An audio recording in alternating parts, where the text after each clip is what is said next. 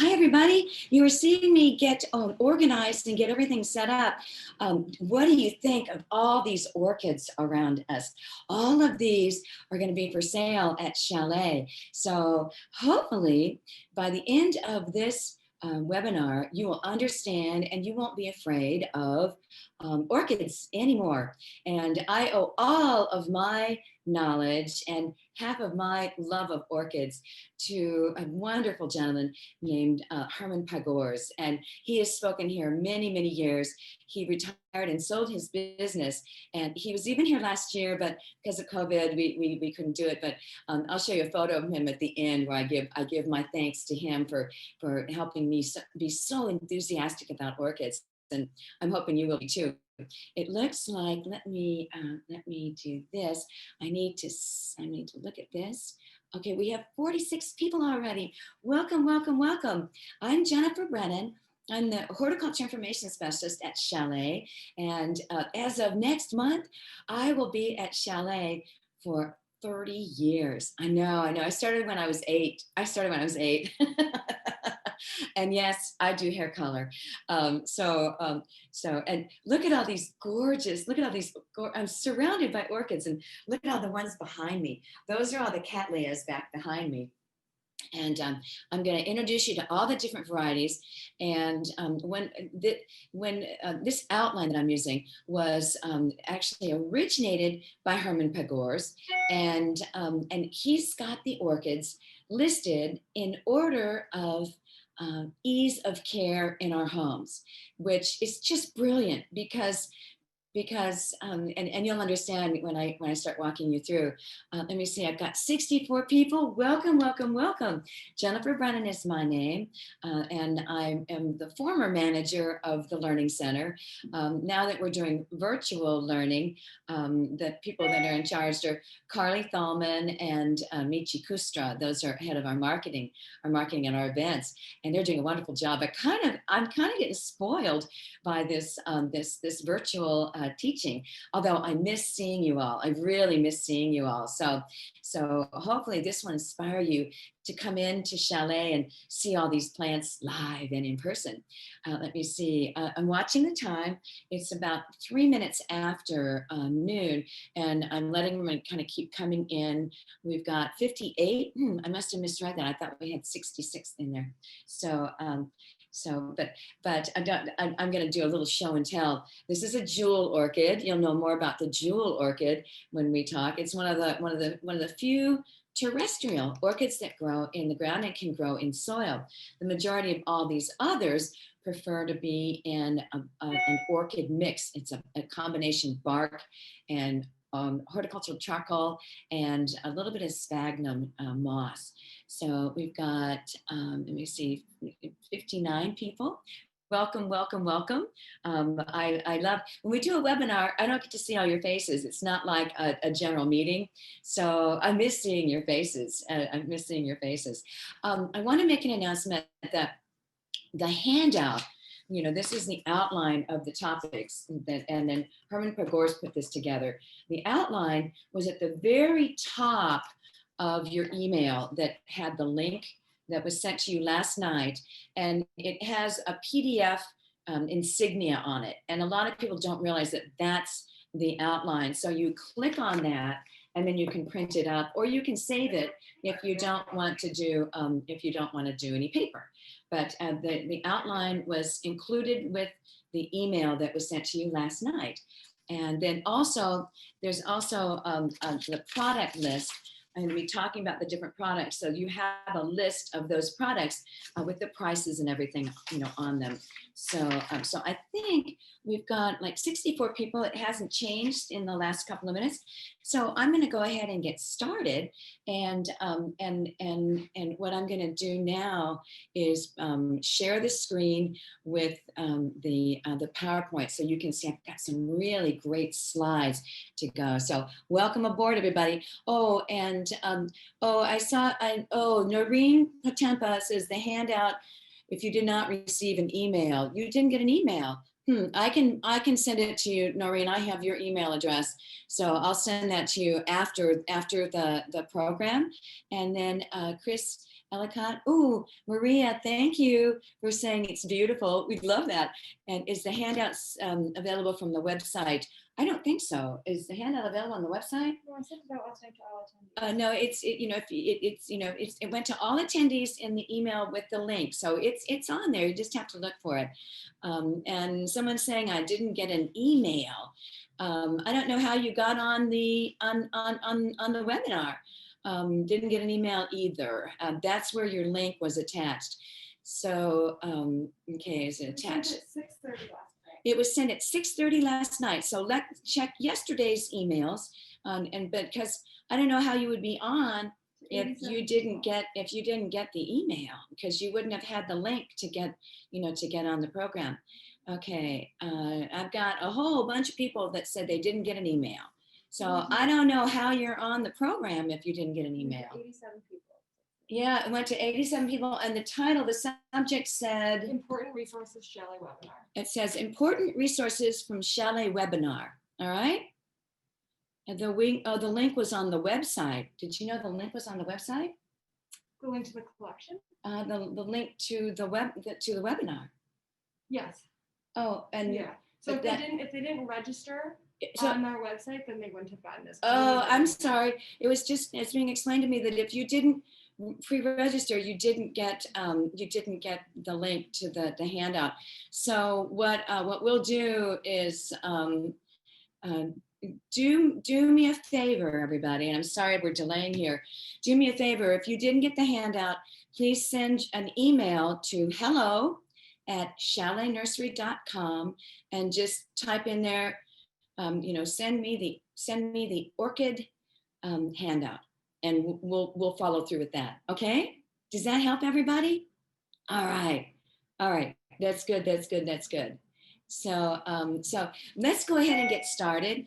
And my PowerPoint is wonderful, so you'll be able to follow along and take notes, and then you can use the handout, to follow through later as notes later. So let's go ahead and get started. Thanks for all your feedback, everybody. And we'll follow through with that. Okay, here we go. And I'm going to share the screen right now. And here we go.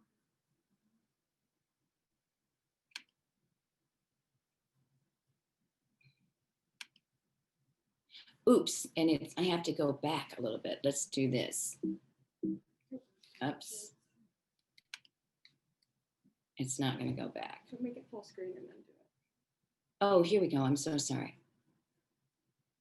Bottom right corner. This one over here. Sorry, everybody. I'm doing technical difficulties here. And the technical difficulties is Jennifer. There we go. You can tell I'm an Android person. I'm an Android person rather than an Apple person. Oh, look, now we're at the start. Yay.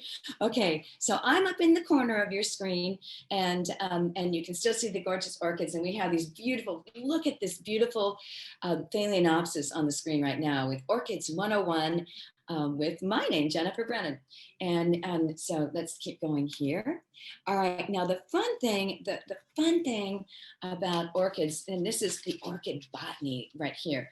Orchids, there are over 30,000 plus species of varieties around the world in almost all climates. And the orchids are both epiphytic, that means they live in trees, or terrestrial, that means they live in the ground. So I've got a neat slide to show you those details. They're either rhizomatous, which means they grow along the ground or along a tree with a rhizome, and roots keep coming out from every node, attaching to the tree bark or growing into the soil. And then there's also monopodial. Monopodial means that it's one shoot that comes up like the dendrobiums. They just keep growing taller and taller and taller and taller.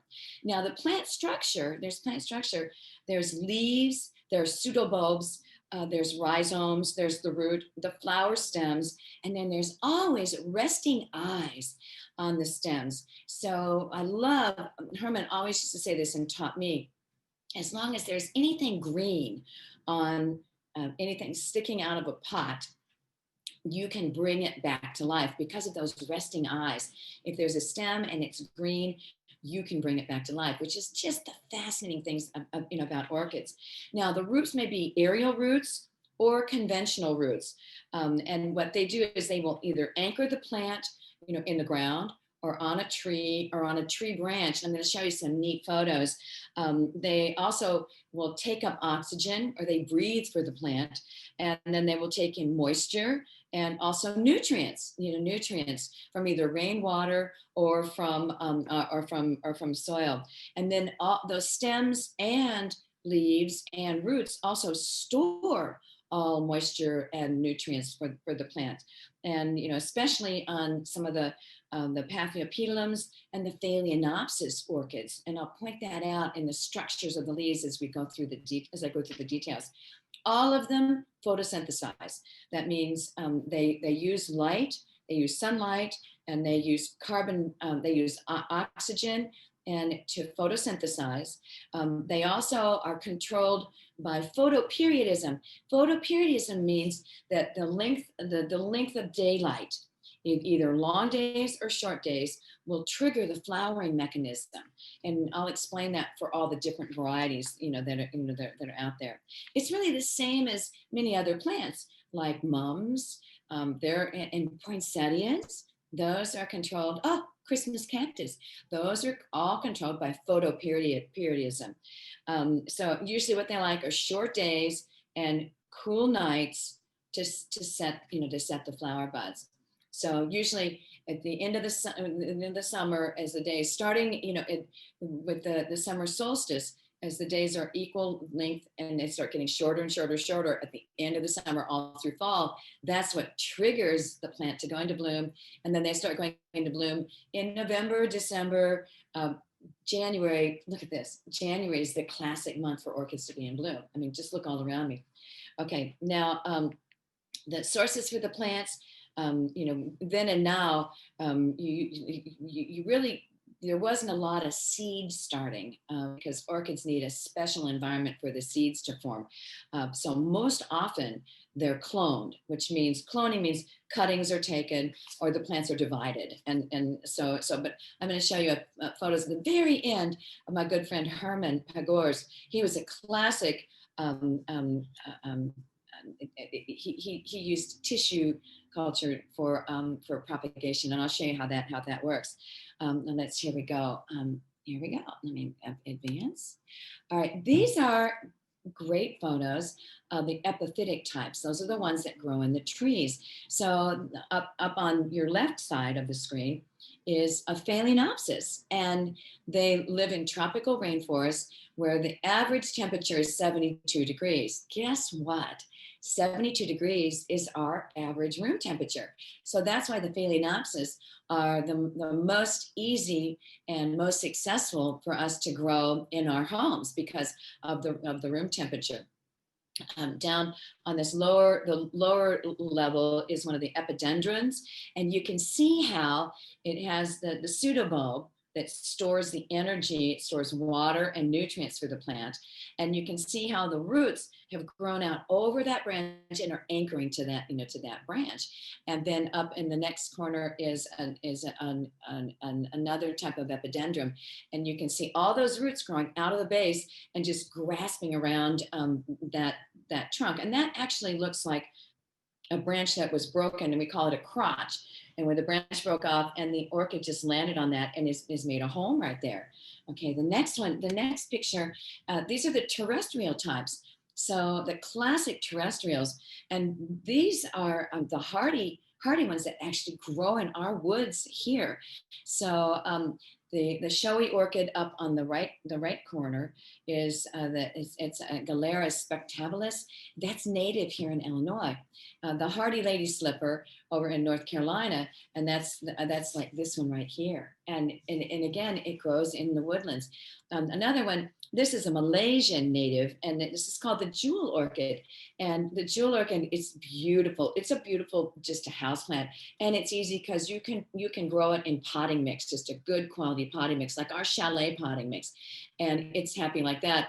And then it actually blooms with a real pretty, very delicate white bloom. And I'll show you a photo of that, a little bit later. Okay, here we go.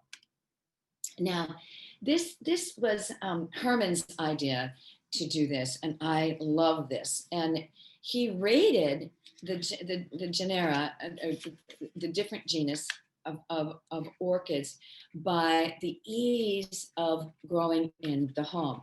So number one, the easiest is number one. And so it goes number one, easiest to number 9, which is the most difficult. And number one is the Phalaenopsis. And then the 2 is the Pathopedilum. That's the lady slipper. The lady slipper. I'm going to let her face show over my shoulder here. The lady slipper. Then Dendrobiums. There's warm types. So warm types like the Dendrobium Phalaenopsis. And when we talk about a Dendrobium Phalaenopsis, Dendrobiums actually have. This is a miniature, which is cute. A cute little miniature. And they have these pseudobulbs that grow upright. And then the flowers, the Dendrobium Phalaenopsis, have Phalaenopsis type flowers. They're also called moth orchids because when they're in bloom, they look like moths with their wings open when they land. The next group are the Oncidiums. The Oncidiums, when you look over behind me, the Oncidiums are the ones that are really tall ones that are arching up over my head. They look like I have arches over my head. Those are the Oncidiums. Then there's the Epidendrums. And these are, I love the different Epidendrums. The Epidendrums, look at this cute one. They actually just grow, and then the aerial roots come out. And Epidendrums are the best for mounting on bark mounts. So this is a beautiful little red Epidendrum. It's mounted on this bark. I'm going to get it as close to the possible. Isn't that flower adorable? Look at that.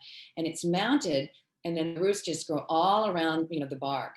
So in classic, it looks just like it was growing on the trunk of a tree, but look how miniature it is. All right, then the next group are the Miltonias and the Brassias. And Miltonias are also, they're called, I don't have a Miltonia in bloom today. They bloom a little later in the season, but they're also called the pansy orchids. I'll show you the photo of that. Brassias are known as the spider orchids. And then the Cattleyas are the classic corsage orchid. And you can see all these Cattleyas behind me. Look at those gorgeous Cattleyas. And those are the corsage orchids. We used to have many professional growers and greenhouses that grew the Cattleya orchids for corsages, and that was one of the, and then they fell out of fashion, so did that growing.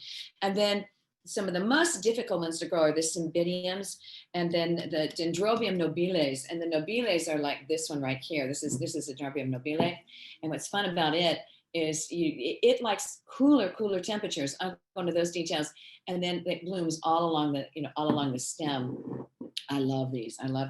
They're worth the hassle. And then the very last ones that are the toughest are the Vandas and the Aspasendas. The Vanda, there's this beautiful Vanda right behind me that has that purple blue flower. And I've got better photos so you can see it up close, but this one's gorgeous. Oh my God, it's gorgeous. Okay, so here we go. Now the Phalaenopsis, they like warm temperatures, and we talk about warm temperatures in that warm for a plant is 70, 72.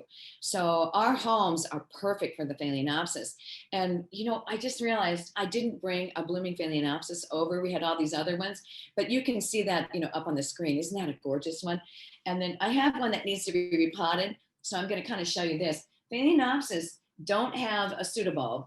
And so their leaves are very waxy and very leathery. The leaves hold water, and then the roots actually store water too. The roots, and this is a good example of when a Phalaenopsis needs to be repotted, because the aerial roots come out saying, "Oh my gosh, the mix is rotting down below. It's decomposing. I'm not getting the oxygen I need. So I'm showing you that I need to be repotted." And at the end, I'm going to show you how to take care of this one, But the reason Phalaenopsis are so wonderful for our homes is they're so leathery, and then they store the water, and they like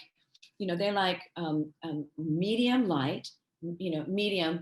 They work very well in a morning window that's east facing, where sun comes right through it, and then it changes when the sun goes into the south sky. I have all of mine in a south window, and they just bloom nonstop. The one that's on the screen is like one that I have. I got at Herman's, but that if the sun is too intense, and the reason I get by with keeping them in a south window is I have lilac bushes that go into flower, and they have leaves on them all summer in the hottest time of the year. And so the filter light comes through is still very good, but and you could also, people think that you have to really protect the orchids. You can tell if they're getting too much light. The leaves get a lighter green. So but my advice to everybody is give them as bright a light as you can if you want the least hassle with your orchids. Okay, the next, let me keep going. Okay, so because they don't have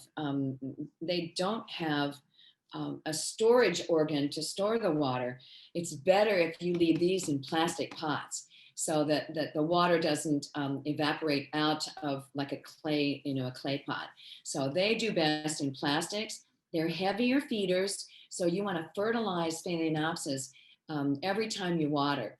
And my favorite fertilizer, and I'm going to show you later, but I want to repeat now. My favorite fertilizers are the Dynagrows. Dynagrow is wonderful, and we have the Grow, which is a 795. And what makes this great is that's the nitrogen, phosphorus, and potassium. You use a half a teaspoon, which is this cap, in a gallon of water, and you have the macronutrients, but you also have the micros. You have 11 micros, which makes this so good. They also have an orchid one. It is a 786, and I like the higher phosphorus, so I recommend the Grow for everybody, especially if you have other plants in your collection. So these are wonderful, absolutely wonderful. Okay, and here, let's keep going. All right, these need to be repotted once every year or once every 2 years, and the best mix for these is a bark mix. And so I can show you this. This is the fir bark, the chunk fir bark, and this is the orchid mix that we sell. It's called Better Grow brand, and this is the Phalaenopsis mix, because it has charcoal in it, horticulture charcoal, to keep the mix fresh. It absorbs any contamination or any sour water. It also has perlite and then it also has a component of sphagnum moss. So it helps hold a little more moisture, to kind of a nice additive for the orchid. It helps, just kind of insurance. Okay, here comes, and I'm going to go to the next slide. The next one that is the most easy is the Pathopedilum, and these are the lady slippers. And there are warm season ones, and warm temperature ones, and cool temperature ones. The warm temperature ones are the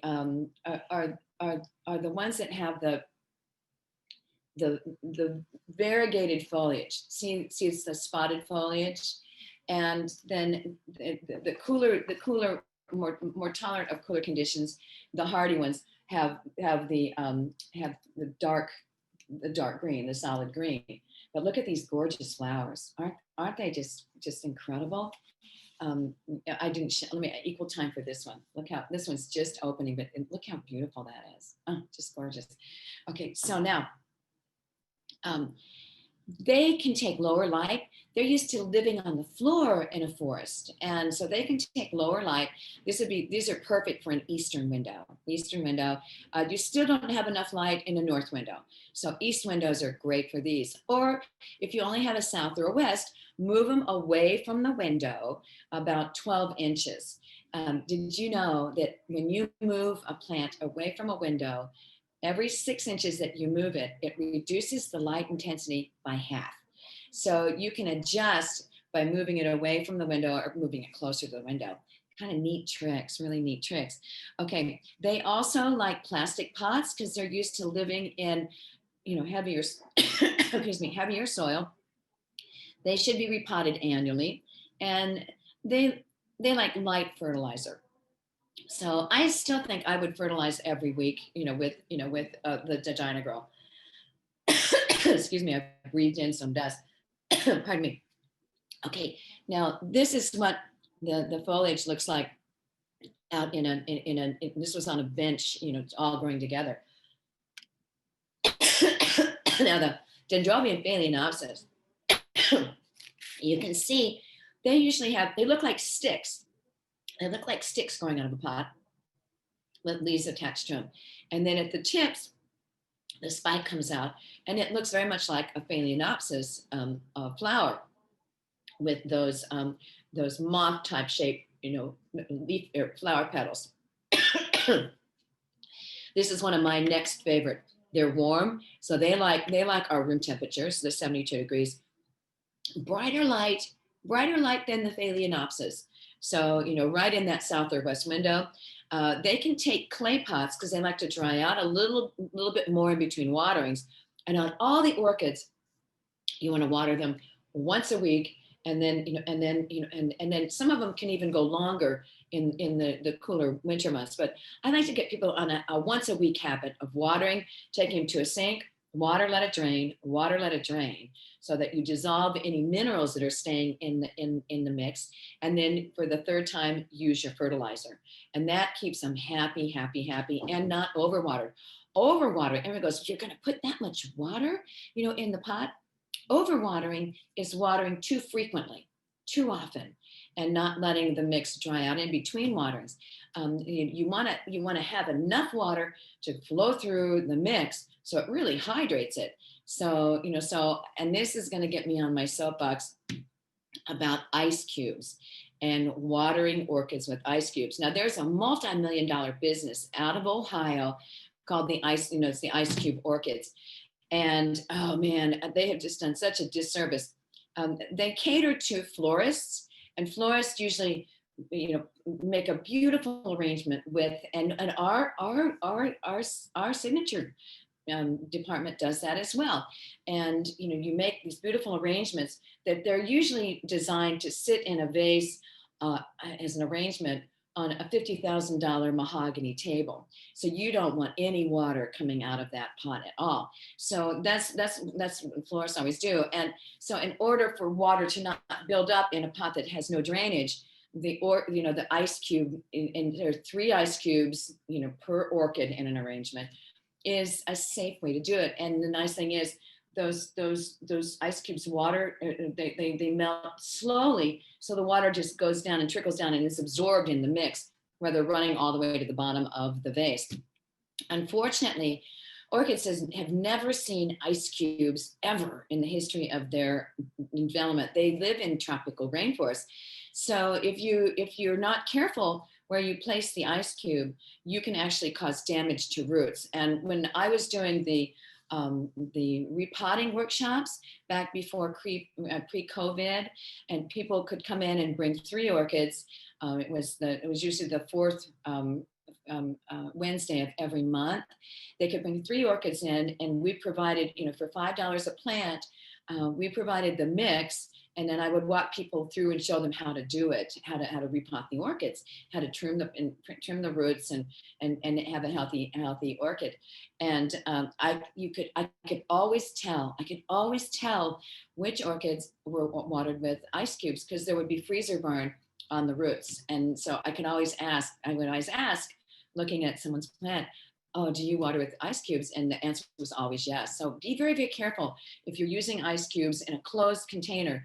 Put it off to the side so that it's just over and on top of the bark mix, so that it doesn't damage the roots. Okay, so I'm sorry, I kind of got an aside on that. All right, so now the Dendrobium Phalaenopsis, they like it, they're well watered. They like to dry out, so in clay pots. All orchids, but especially Dendrobiums, prefer to be in much smaller pots than you would ever think. They like their roots to be pretty compacted. They don't like a lot of extra mix around them. Otherwise they can rot. And you saw the picture of the ones up in the trees. I mean, they're just anchored on and everything is exposed, and that's, they rely on the rainfall and the dew every morning, to hydrate them. So you want to match that kind of thing. Now, with dendrobiums, you just do biannual. So you repot every 2 years and change the mix so you have a fresh mix. Okay, let's keep moving here. Oncidiums. Oh, oncidiums are so wonderful. They also have the common name of the dancing lady orchids, because you can see how they look like ladies in beautiful formal dresses with large skirts that when they're swirling and dancing, the skirts spread open. And this is a cute, oh no, that's an epidendrum. And the oncidiums are you can see them behind me. I had a picture of over here on the right to show you that they have a pseudobulb, and you can see that round base, and then the leaf is attached to it. So the oncidiums like intermediate to warm. So, they can take a little cooler. And when you want to get them to rebloom, you really need to give them cooler nights. So that's why it's intermediate to warm temperatures. They like medium to bright light. The oncidiums I have in that south window, they love it. They love that bright light. You want to repot every 2 years. And you can, on oncidiums, you can use either clay or plastic, because it's not a huge pseudobulb. And then with that regular leaf, you can see how it doesn't, it stores some water, but not like a dendrobium, does. But they're just delightful, and they're also fragrant. I love oncidiums. I love it. Now epidendrums like medium to warm, medium to bright light, biannual repotting, in clay or plastic. This is an epidendrum right here, and this is an epidendrum right here. I love this one, but see how it grows long and the aerial roots come out. Here's another. Oh, this is the same one. We have two of the same kind. Aren't these just lovely? And look how cute they are. They're so little and so fun. And then the other epidendrums are across, in the back. Oh, this was another one. This was the one that was on the, mounted on the wooden bark. Beautiful, beautiful, beautiful. Okay. All right. Let me see. Yeah, these are the ones that lend themselves to the mounting, because you can have it just grow up like a tile or up a wooden branch like this, and then you just keep wiring it, and it anchors on in itself. And then the blooms are just incredible. Okay, here we go. Now the next group, this looks scary. This is what scares people.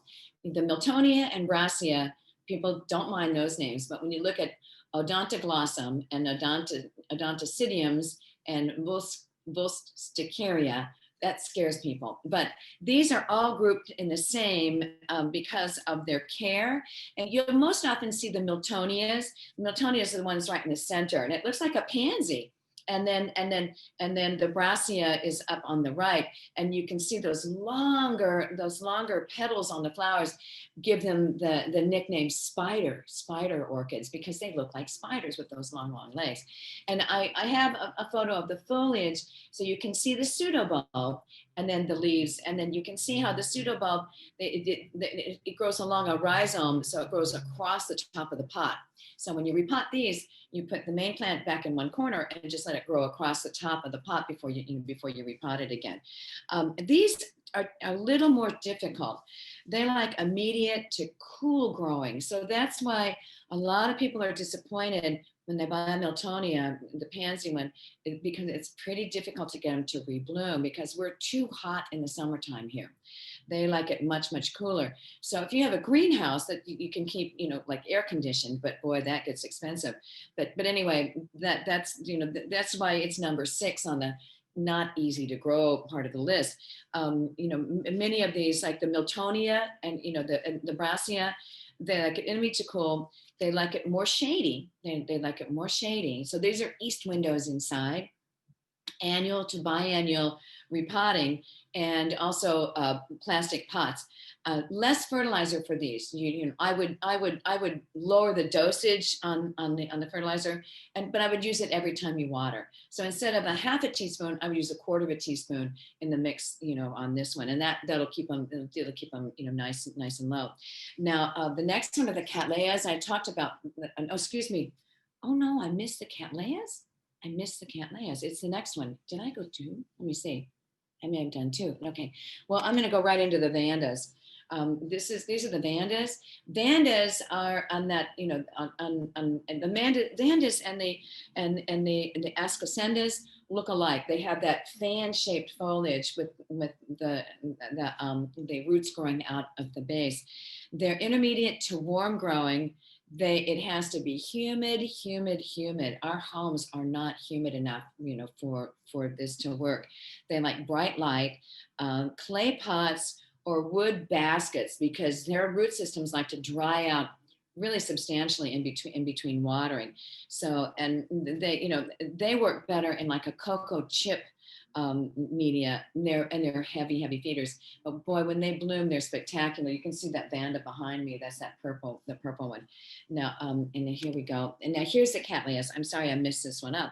So the cattleyas are actually a little easier than the Vandas and the Escosendas. And then it's the cattleyas. Excuse me. Yeah. And so they're intermediate. They like bright light, so a good south window, plastic pots, and then you want to repot those every other year to get the fresh. They really prefer to grow outdoors from May 15th to September 15th here in the Chicago area, because of the humidity and the bright light.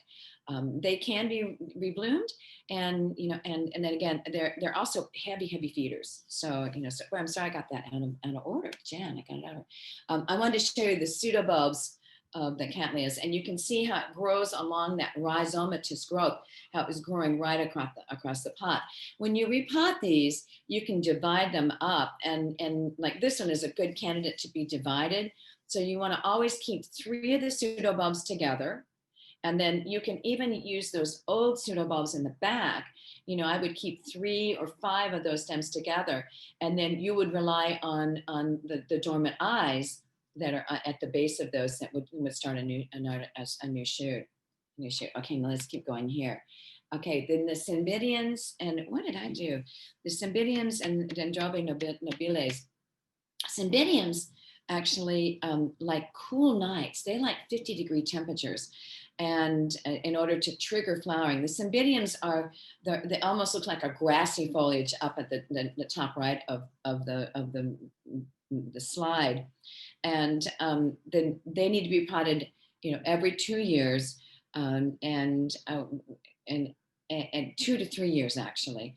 And then the Cymbidiums like to be in plastic pots, because they don't have any pseudobulbs. They've got those long strappy leaves, so they don't store as much water. So plastic pots are absolutely mandatory for those, and bright.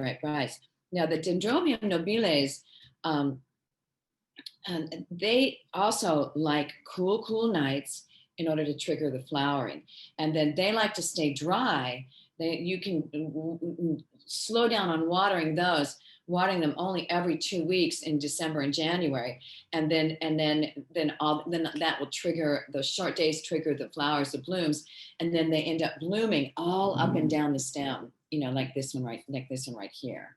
So and then this is okay. Here we go.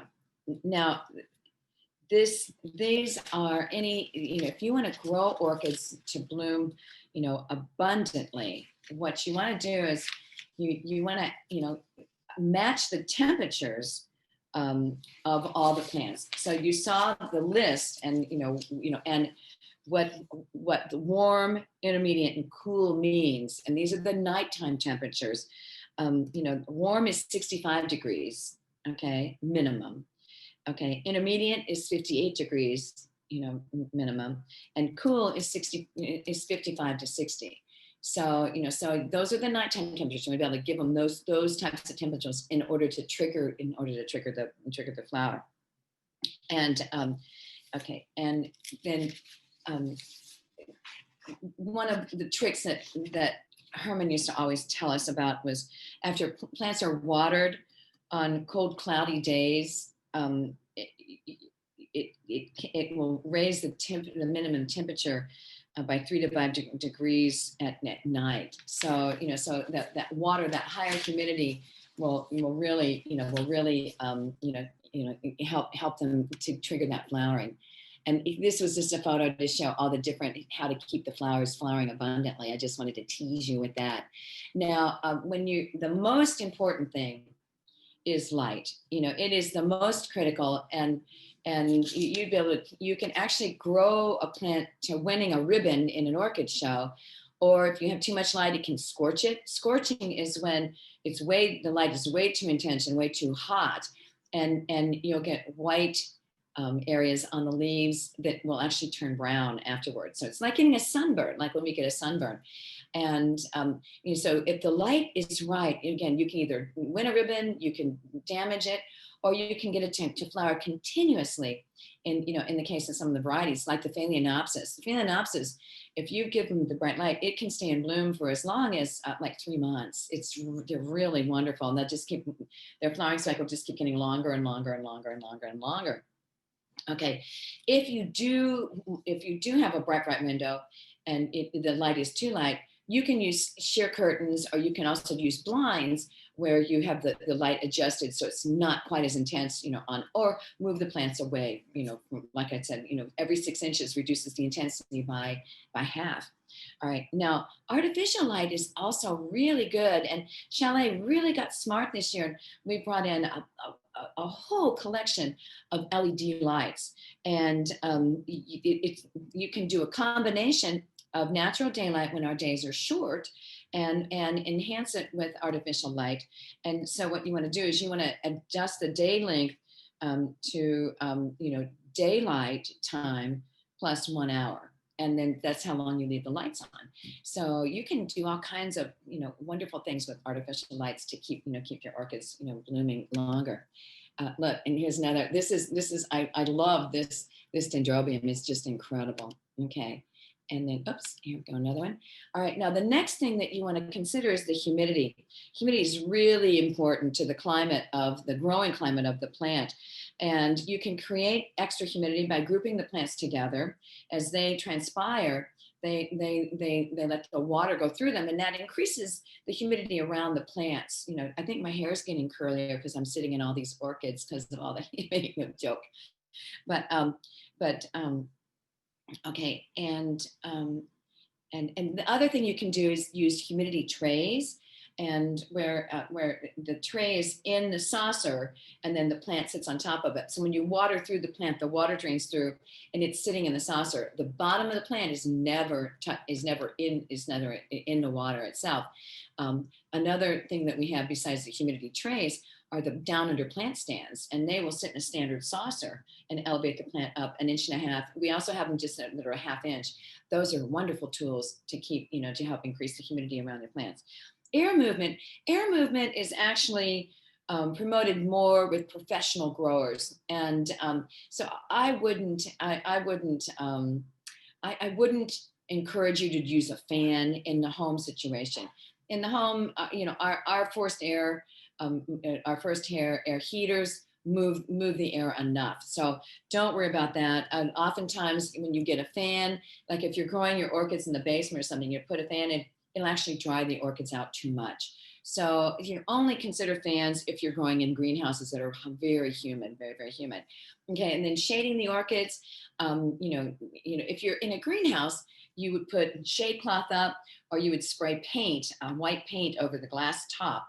And if you want to shade orchids in your home, just do it with curtains, and sheer curtains, and that's a good way to protect the plants if your light is that intense.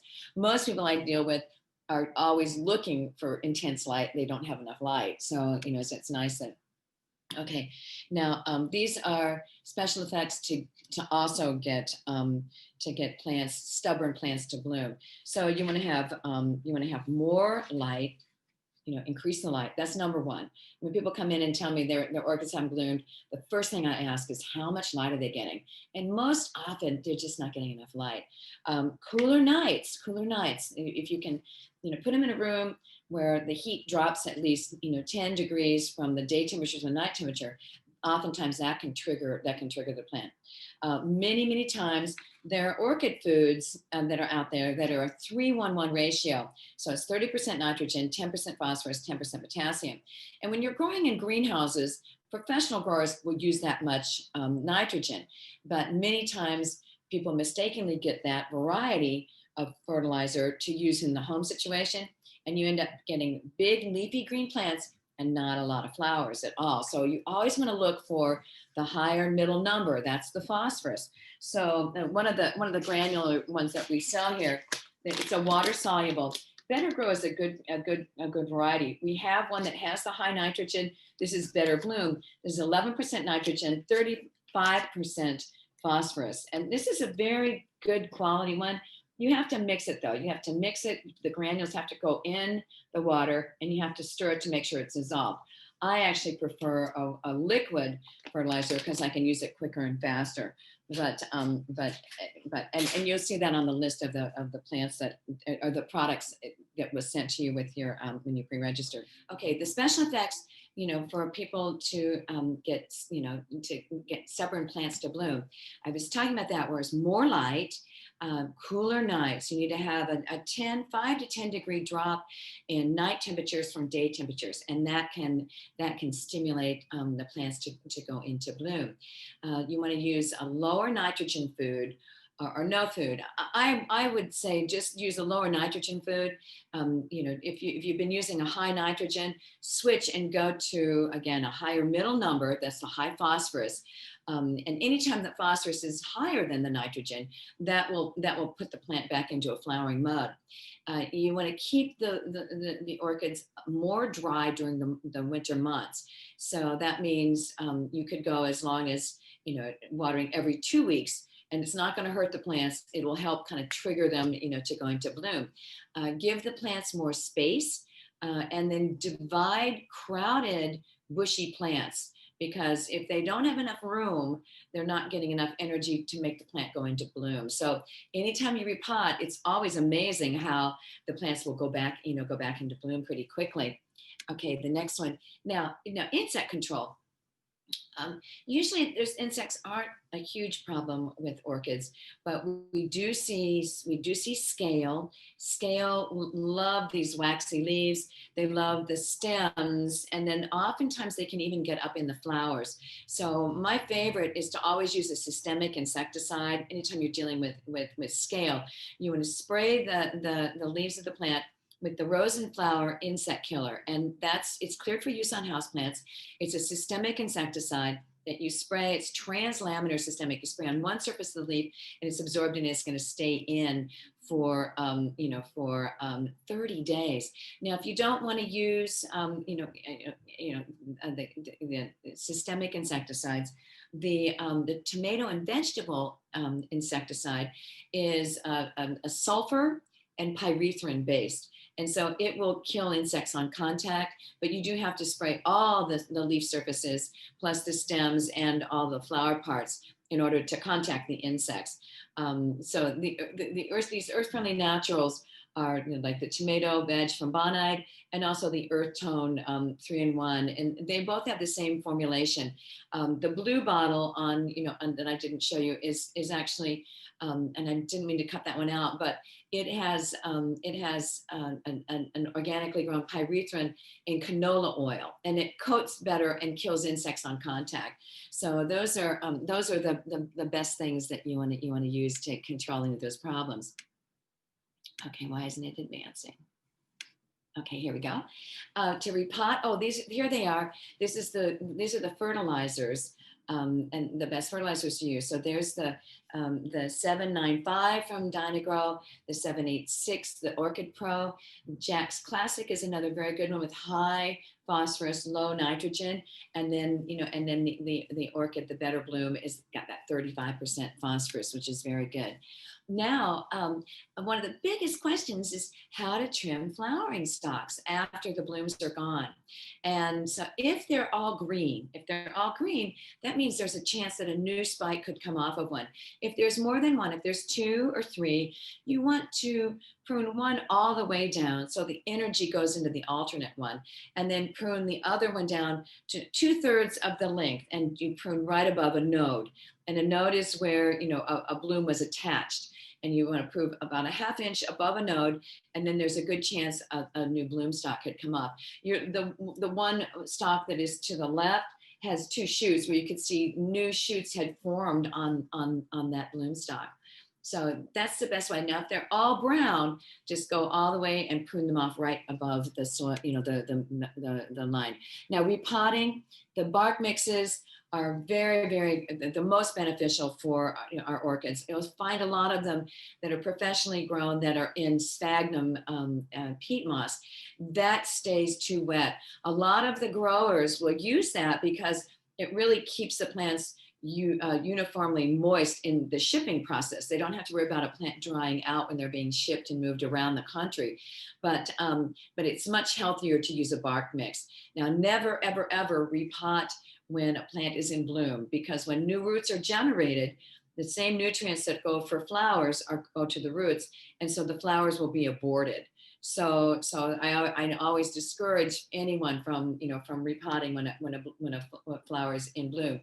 If you've got one in bloom and those aerial roots have come out, and you don't want the plant to get stressed, you're having to water more than once a week, just get a larger pot that you can set the existing pot in, and then you wrap and put those roots and tuck them down in. They'll stay moister a little bit longer. Okay, here are the bark mixes that we carry that are on the product list. The Phalaenopsis orchid mix I love that the most because, and we just have it in a big bag though, but here's a box of it, and you can see it's got the chunk bark, the fir bark. It has the black horticultural charcoal. It has the white perlite. These are white perlite. And then this also has some pieces of sphagnum moss in it. So it's like insurance for Phalaenopsis orchid because it keeps it a little moister. But you can actually use this for most orchids. The special orchid mix just has the bark, the charcoal, and the perlite. And then if you just want bark only, the orchid bark is just straight chunk barks, just something. So you would add your other additives to that. You can mount. The way you mount is that you wrap the roots of the orchid with sphagnum moss, and then you tie it on with fishing wire onto the wooden plank, or regular wire, and then the plant grows up, and the moss keeps and then you either dunk it once a week, dunk it for like 5 minutes, and then let it drain, and then hang it back on your display area. The best orchids that work for that are the ones that have that rhizomatous growth. The epidendrums are really nice, and you can see how you've got the stem, and those are leaf sheath. That's what the LS is, covering where it grows, and then the roots come out where the leaf sheath would have been attached. And these are these beautiful flowers. Propagation. Kikis are the most common way, either the kikis or division of the plants when you're repotting them. And kikis will form on a dormant blossom stalk. And you'll see the baby plant first. You want to wait till you have 3 inches of root growth, and then you just trim it off and then pot it in bark mix. And you have a whole new plant that way. Okay, these are stars from the orchid repotting workshops that we used to always do here at Chalet before the COVID-19. And I got this picture yesterday and got permission from a satisfied customer to show how great they're doing. And these were repotted last summer in one of our repotting workshops. And really July and August are the best times to repot your orchids. Now the next, I think the last is, we do this. I'm ready to sign off. I always want to thank my mentor, Herman Pagors, and this is Herman, for my knowledge and my love of orchids. This is Herman in his laboratory. He was one of the foremost people of doing tissue culture with orchids, and the seeds he started doing seed germination in agar, and the agar is is a mix in a test tube where you could put the nutrients, and then the orchid seeds would germinate. He also used tissue culture, where he would take the center right at the tip of different types of orchids, dissect them out, and then sterilize them, put them in agar, and then they would make many plants. And you can see all the glass bottles where they were on their side, and the plants were growing and growing and growing. And then he would divide and make many plants. Okay, so thank you so much for attending the Chalet webinars, and thank you for your patience on our technical difficulties. I apologize, and I'm so sorry I didn't get to your questions. So please send your questions to hello@chaletnursery.com, and they'll forward them to me, and I'll get you your answers. Thank you so much. Bye now.